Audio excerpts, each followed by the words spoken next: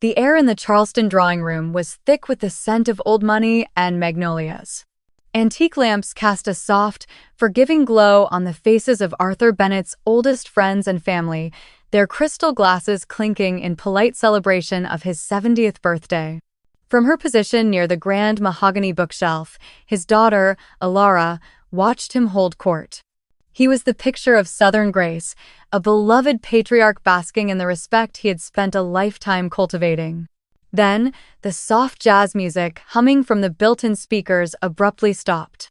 A stark, sterile silence fell over the room, broken a moment later by that same voice, Arthur's voice, but stripped of its warmth, laced with a cruel, conspiratorial arrogance. She never suspected a thing. The recording of his voice echoed, unnaturally clear. The gambling story was perfect. Gullible girl. Always believed anything her dear old dad told her. A collective gasp rippled through the crowd. Arthur's face went white. Every last dollar, the $401K, her mother's jewelry, all of it sent to Michael, of course. She even sold the damn house. The sound of a glass shattering was the only punctuation to the horrific confession. Arthur stared at the shards at his feet, his hands trembling violently. Every eye in the room, once filled with admiration, was now fixed on him with a mixture of shock and disgust. But Alara's gaze was the heaviest. She didn't move. She didn't speak. She simply watched the father she once adored break apart. How did it come to this? How could a daughter who had once worshipped the ground he walked on become the architect of his spectacular ruin? The architecture of that ruin was built not with stones of hatred, but with the mortar of a desperate, blinding love. It began a year ago, on a Tuesday that smelled of impending rain. Arthur had appeared on her doorstep unannounced, a ghost of the man she knew. His usually immaculate suit was wrinkled, his silver hair was uncombed, and he couldn't meet her eyes. He sat at her kitchen table, a porcelain cup trembling in his hand, and confessed. The words came out in a torrent of practiced shame, gambling, debts, dangerous men. He painted a vivid picture of a sickness, an addiction that had taken root in the loneliness after her mother's passing. He looked so broken, so utterly defeated that Alara's heart fractured in sympathy. There was no room for suspicion, only a primal, aching need to save the hero of her childhood. The next morning, she sat before her laptop, her own future condensed into a number on a screen. $75.34128. A decade of diligent saving, her entire $401K, the safety net she had so carefully woven for herself. With a steady hand, she clicked through the warnings of penalties and taxes, liquidating every last cent. It wasn't a choice, it was a duty. He was her father. When she handed him the cashier's check, the look of relief in his watery eyes felt like absolution. She had pulled him back from the brink. She thought this was the end of the nightmare. In reality, it was only the price of admission. The price of admission was merely the first down payment. Less than 2 months later, the nightmare returned, this time through a frantic, whispering phone call. The numbers were wrong, Arthur claimed, his voice cracking with a manufactured terror. The interest, the penalties. It was more than he'd thought. Much more. And the men he owed were not the patient kind. Alara's world, which had just started to regain its footing, crumbled again. Her salary was already stretched thin, so she took a second job, waiting tables at a noisy downtown restaurant until 1 a.m. Her days became a blur of marketing reports, and her nights a marathon of refilling drinks and clearing plates, all fueled by cheap coffee and a gnawing fear for her father's safety. But even that wasn't enough. There was only one asset left, tucked away in a velvet box in her closet, her mother's jewelry. It wasn't just gold and diamonds, it was a tangible archive of her parents' love story. The earrings he gave her mother on their 10th anniversary, the sapphire pendant from her last birthday. Selling them felt like a desecration, a betrayal of her mother's memory. Yet, the image of her father in danger was a more potent poison. The downtown jeweler was clinical, his loupe stripping the pieces of their history, reducing them to a market value of $50,000. Handing that check to Arthur, she felt a profound emptiness. Surely, this was it. This final, sacred sacrifice had to be enough. She had now given away her future and her past. There was nothing left to give. She was wrong. There was one thing left to give. The house. Her mother's house on Trad Street, with its jasmine-choked porch and floors that groaned with the weight of 4 generations of memories. It was more than a structure of wood and plaster. It was her sanctuary, her inheritance, the last piece of her mother she could touch and feel. The final demand came via a frantic phone call at 3 a.m. Arthur's voice a raw, terrified whisper. He claimed they'd followed him, that they'd been outside his home. It was no longer about money, he sobbed, but about his life. The number they wanted was astronomical, impossible. There was only one way. Her heart seized. To sell the house was to amputate a part of her own soul. Every room held a ghost, every window a memory of her mother's laughter. But the thought of her father's blood being on the hands of violent men was a horror beyond comprehension. There was no time for real estate agents or open houses. She found a cash buyer, an investor who smelled her desperation and made a predatory offer. She sold her heritage for $400,000, at least $100,000 below its true worth, the stroke of the pen feeling like a final, gut-wrenching goodbye. As she handed the certified check to a weeping, grateful Arthur, a profound numbness settled over her. She had given everything. Now, he was finally safe. She moved into a sterile, soulless apartment across town, expecting to see a man reborn from his ashes. But the man she saw in the following weeks was not grateful. He was cagey, secretive, and something was terribly wrong. The wrongness was not a sudden storm, but a slow, creeping fog. In the weeks after she sold her house, Elora expected to find a father transformed by gratitude, a man fragile but free, ready to begin the slow process of healing. Instead, she found a stranger. The broken, terrified man who had wept in her kitchen was gone, replaced by someone distant, irritable, and frustratingly opaque. When she'd try to talk about the future, about getting him help or creating a budget, he would wave a dismissive hand. "It's over, Elora. Let's not dwell on it." There was no relief in his eyes, only a guarded tension. He guarded his phone like a state secret, often ending calls abruptly the moment she entered the room, his voice dropping to a conspiratorial whisper. The relief she had paid for with the soul of her home never materialized. In its place, a low hum of anxiety began to resonate in her chest. "It just doesn't add up," she confessed to her friend Chloe over the phone one night. "He should be relieved, or at least talking to me. Instead, he's cagey." Chloe's response was blunt. "Cagey? Elora, a man who was just saved from loan sharks should be kissing the ground you walk on, not hiding in corners to take phone calls." Chloe's words affirmed the sickening suspicion taking root in Elora's mind. This wasn't the behavior of a victim recovering from a traumatic ordeal. It was the behavior of a man still actively managing a secret. And for the first time, a truly terrifying question surfaced. What if the crisis wasn't over at all? That question became an obsession, a key turning in the lock of her long-held denial. The opportunity to find an answer came unexpectedly a week later. Arthur was at her new apartment, complaining that he couldn't get his laptop to sync with his new wireless printer. He handed it to her, the familiar weight of it feeling alien and menacing in her hands. As she clicked through settings, he went to the kitchen to make coffee, leaving his email inbox open on the screen. For a moment, she froze. A line of privacy, once sacred and unthinkable to cross, was now just a flickering cursor. But the memory of her mother's empty jewelry box and the ghost of her old home pushed her forward. Her hands trembled as she typed debt and payment into the search bar. Nothing. Loan. Nothing. Frustrated, she tried a different approach. She searched for the exact dollar amount from the sale of the house. One email instantly appeared. It was a wire transfer confirmation from his bank, dated the day after she had given him the check. Her blood ran cold as she read the details. Amount: $400,000. Recipient: Oak Creek Properties, LLC. She had just enough time to snap a photo with her phone before Arthur returned, coffee mug in hand, completely oblivious. Oak Creek Properties. It wasn't the name of a Vegas casino or a back alley enforcer. It sounded sterile, corporate, legitimate. And that was somehow more terrifying. Her father wasn't just paying off thugs, he was in business with a company. Was he being blackmailed, or was this a scam far more sophisticated than she could ever have imagined? The rabbit hole of that sophisticated scam opened up on Chloe's laptop screen later that night.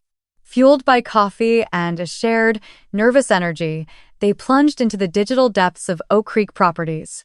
Chloe, a paralegal with a knack for unearthing corporate secrets, navigated the search with grim efficiency. Within an hour, they had a clear picture. Oak Creek Properties was a registered LLC based in Austin, Texas. It was a boutique real estate firm specializing in managing luxury rentals and facilitating private sales in the city's most affluent neighborhoods. Its website was slick, professional, and featured glossy photos of sprawling, multi-million-dollar homes. It looked nothing like a front for a violent criminal enterprise. As Alora stared at the images of pristine swimming pools and manicured lawns, a new, more plausible narrative began to form in her mind, a narrative she desperately wanted to believe. "It's an investment scam," she whispered, the theory solidifying as she spoke it aloud. He got conned. He poured his money into a fraudulent real estate deal, lost it all, and was too ashamed to tell me the truth. The gambling story was a lie, but it was a cover for his humiliation. In this version of events, her father was no longer a willing monster, but a foolish victim. He had betrayed her, yes, but out of weakness and fear, not malice. He was being manipulated by white-collar criminals far smarter than him. A wave of misguided relief washed over her. A fool was still her father. A fool was someone she could still save. But Chloe, ever the voice of reason, wasn't buying the fragile narrative Alora was selling herself. She leaned back from the laptop, her brow furrowed in skepticism, and began to methodically dismantle Alora's theory. "It doesn't track, Alora," she said, her tone gentle but firm. "Professional con artists don't operate with this much public legitimacy. They use shell corporations and untraceable accounts, not slick websites with staff photos. And why the installments? If they were going to scam him, they'd have taken all the money at once." Alora tried to argue, offering weak defenses about shame and fear, but Chloe cut through the noise. "Think about his behavior. Is he acting like a man who's terrified of a powerful organization? Or is he acting like a man who's afraid you'll find out his secret?" The question landed like a punch to the gut. Victims act scared. Liars act cagey. Her father was acting like a liar. "Okay," Alora whispered, the last of her denial evaporating into a cold dread. "What do we do?" Chloe's focus sharpened. "We forget the company for a minute and find the endpoint. The money went to Oak Creek, but for what? A property? A service? Who is the ultimate beneficiary?" Her fingers flew across the keyboard again, diving into public property records linked to the firm. A few clicks later, she stopped. "Here," she said, pointing to the screen. "A lease agreement for a property in Westlake Hills, co-signed by Arthur Bennett." Alora's heart hammered against her ribs. "For who?" Chloe read the name aloud, and it hung in the air between them, charged with a terrifying significance. Leo Vance. The name Leo Vance was a ghost. For 2 days, it consumed her. She and Chloe scoured the internet, searched public records, and cross-referenced databases, but the man didn't seem to exist outside of that one lease agreement. He had no social media presence, no professional footprint, no digital shadow at all. It was a dead end, a blank wall designed to be impenetrable. Defeated, Alora sat alone in her apartment, staring at the empty search bar. Her eyes drifted to a framed photo on her bookshelf, her mother, laughing, with a teenage Michael's arm slung around her shoulder, a ghost from a different, more painful part of her life. A sudden, illogical impulse seized her, a desperate, grasping at straws connection between the ghost on the lease and the ghost in the photograph. Her fingers trembled as she typed her brother's name into the search bar, Michael Bennett. Too common. She added, Austin, Texas. A few results, but nothing definitive. Then, she remembered the name of the realty company. She searched for Oak Creek Properties Austin and found their business Instagram page. She scrolled back months, her heart pounding a frantic rhythm. And then she saw it. A client spotlight post from 5 months ago, congratulating a new boutique owner on her grand opening. The owner's name was Amelia Vance. Vance. Illyra's breath hitched. She found Amelia's personal, public profile. It was a sun-drenched feed of brunches, children's birthday parties, and loving captions. She clicked on a photo album titled Family Cookout, and the world stopped. There, standing by a gleaming stainless steel grill, smiling at the camera, was her brother. Older, broader, but unmistakably Michael. And in that frozen, silent moment, 15 years of grief curdled into a betrayal so vast and monstrous it stole the very air from her lungs. Her brother wasn't dead. He was living a beautiful life, in a beautiful house, paid for with the ruins of her own. The ruins of her life were the foundation of his. As Illyra stared at the face of the brother she had mourned for 15 years, the entire, monstrous architecture of the lie slammed into place around her. Each of her sacrifices was a brick in the beautiful life he was living. Her $75,000, 401K, her entire future, was undoubtedly the down payment on their sprawling Austin home. The $50,000 from her mother's jewelry, a sacred relic of the past, had clearly funded the launch of Amelia's chic boutique. And the $400,000 from the sale of her home, her sanctuary, was the bedrock of their entire existence. The private schools for their children, the sun-drenched vacations, the stainless steel grill Michael was smiling beside. It was all there, itemized in the glossy, public ledger of their happiness. The image of her father's face, contorted with practiced shame, flashed in her mind. It was all a performance. A masterful, cruel, and unforgivable performance. His trembling hands, his tear-filled eyes, his whispered, terrified phone calls, all a meticulously crafted fiction. She could now picture him hanging up the phone with her, his face instantly clearing, before calmly dialing his living son to tell him another payment was on its way. He hadn't just lied to her, he had weaponized her love, her grief, and her devotion, turning the very best parts of her into the tools of her own destruction. The tears she thought would come never did. In the hollowed-out cavern of her chest, something else began to form, a cold, heavy, and perfectly calm resolve. The grieving was over. The reckoning was about to begin. The reckoning began not with a storm of righteous fury, but with the quiet, meticulous clarity of a chess master planning her final moves. The first person she called was Chloe, her voice on the phone devoid of any emotion as she laid out the impossible truth. Chloe's reaction was everything. Illyra's was not a torrent of raw, furious disbelief. They let you mourn him? For 15 years? Illyra, this is a level of evil I can't even comprehend. Chloe's outrage was a validating fire, hardening Illyra's resolve into something unbreakable. Seated in her small apartment, which now felt less like a home and more like a war room, Illyra shook her head. This isn't about the money anymore, Chloe. Getting it back wouldn't even begin to cover the cost. Her eyes were fixed on the picture of her brother, not with sadness, but with a chillingly analytical gaze. My father took my past, my present, and my future to build Michael a perfect life. A perfect lie. The only justice is to take that life away from them. The goal of her plan was not simply to expose them. It was to achieve a perfect, symmetrical ruin. He used my love as his weapon, she explained, her voice as calm and sharp as splintered ice. So I will use his pride in his perfect son and his pride in his own cleverness as mine. To craft the perfect trap, however, she needed to understand the original sin. Why? Why fake her brother's death in the first place? The answer, she knew, must be buried in the past, and she had a sudden, cold certainty that it was infinitely worse than the lie she had just uncovered. The answer was waiting for her not online, but in the stale, ghost-filled air of her father's attic. Under the guise of retrieving some forgotten family photo albums, a pretext he accepted with a patronizing smile, she gained access to the house she no longer recognized as a home. In a corner, under a dusty canvas sheet, was a box of her father's old things.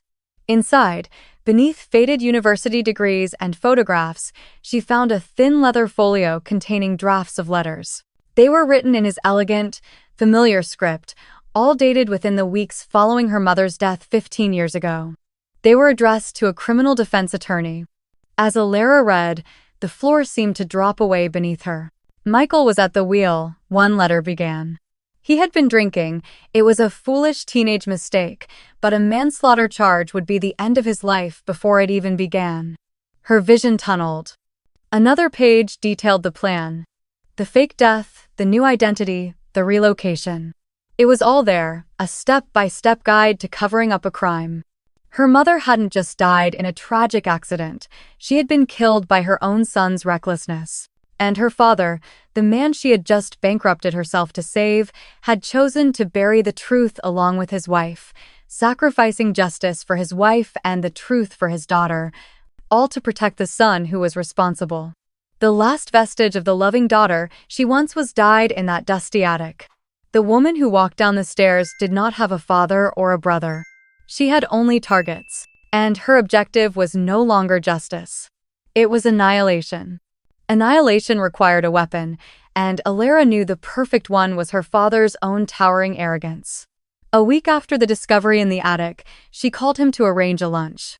The woman who met him at the restaurant was a perfect phantom of the daughter he thought he knew. She was hesitant, hopeful, and radiated a forgiving warmth that was pure performance. Over coffee, she spun a meticulous lie, telling him a distant great-aunt had passed away, leaving her a modest but life-changing inheritance of $100,000. Then, looking him directly in the eye, she delivered the master stroke, playing on the ego of the man who had ruined her. "Dad, I want you to help me invest it. I know things have been hard, but you're still the smartest businessman I know. This could be a chance for us to rebuild." The bait was irresistible. A flicker of pure, undisguised greed flashed in his eyes before he masked it with a veneer of paternal wisdom. He patted her hand, his expression dripping with condescension. "Alara, that's the smartest thing you could do. Of course, I'll help you. I have the perfect venture in mind." He was already mentally wiring the money to his precious son in Austin. He didn't notice the slight tremor in her hand as she raised her coffee cup, nor did he see that her phone, placed innocently on the table between them, was actively recording every self-incriminating word.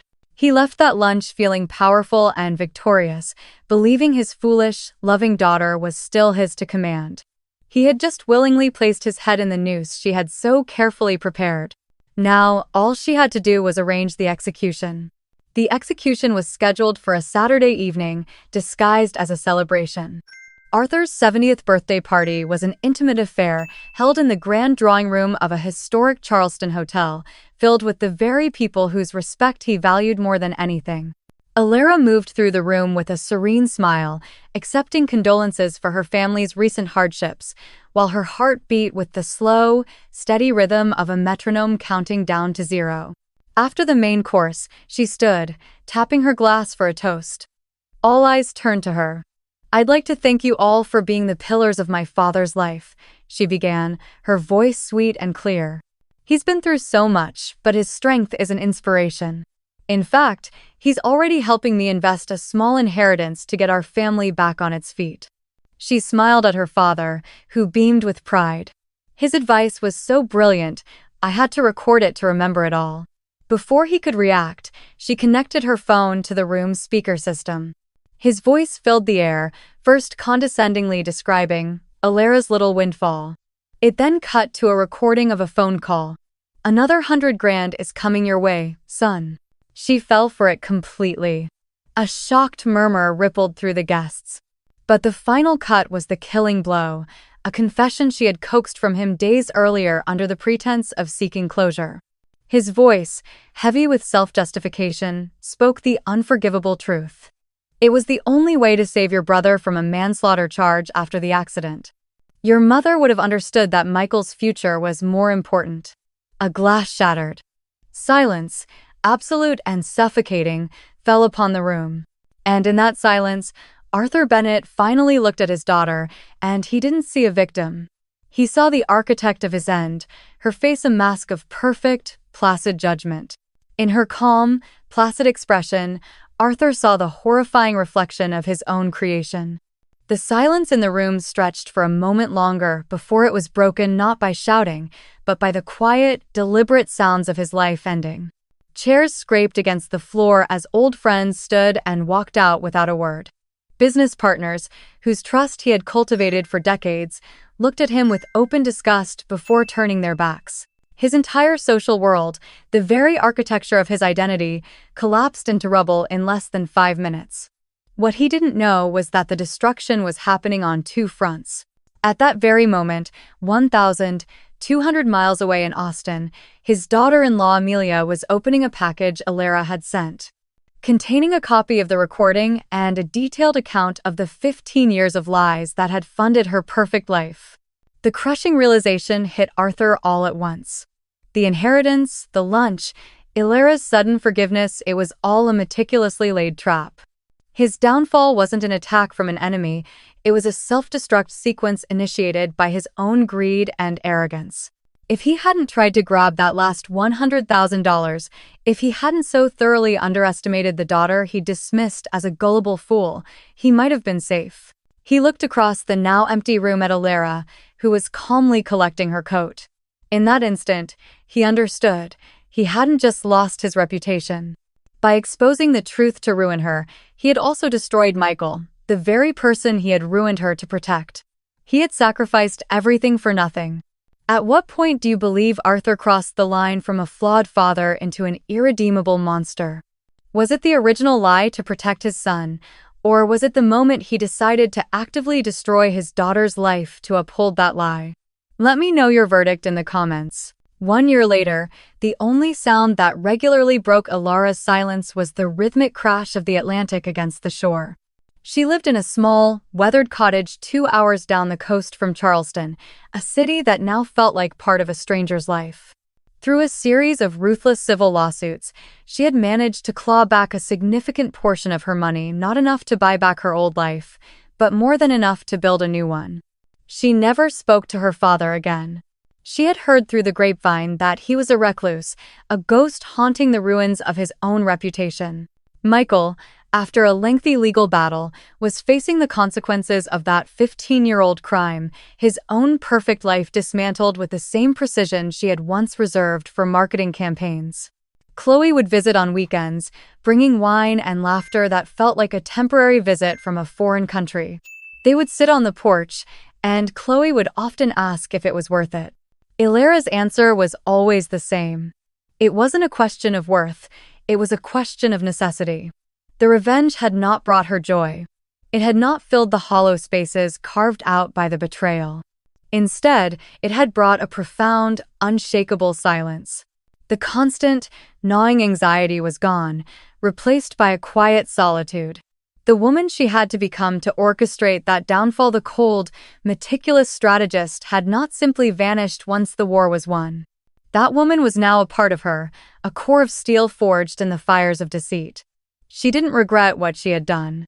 Regret was a luxury for people who still had something left to lose. She had simply survived, and the lesson she carried was a heavy one. That the deepest betrayals don't just steal your future, they force you to execute your own past. And some ghosts can only be laid to rest by the fires of a scorched earth.